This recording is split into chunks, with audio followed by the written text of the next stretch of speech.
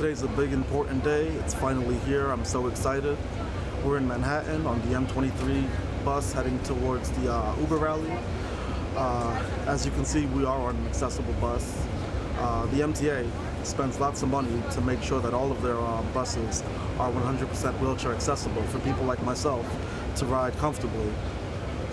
Uber is about a $70 billion company, and it's sad because not one of their vehicles are wheelchair accessible, but they want to masquerade around saying that they are.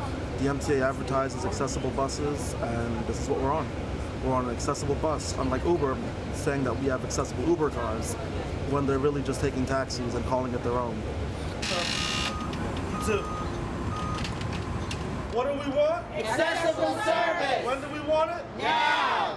What do we want? Accessible service! When do we want it? Now! What do we want? Accessible service! When do we want it? Now! Uber has been masquerading around for so long saying that they have wheelchair accessible cars when it's not their cars. Taxi cabs belong to the TLC.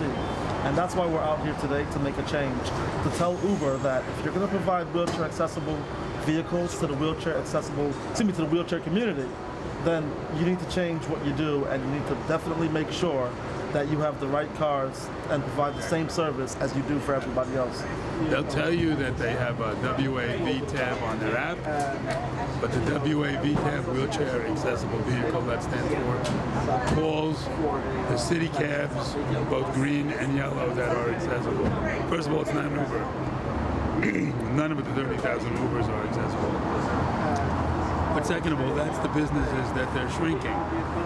Those are the ones that are going out of business because of Uber's success. Government has to step in. Shame on Uber! Shame on Uber!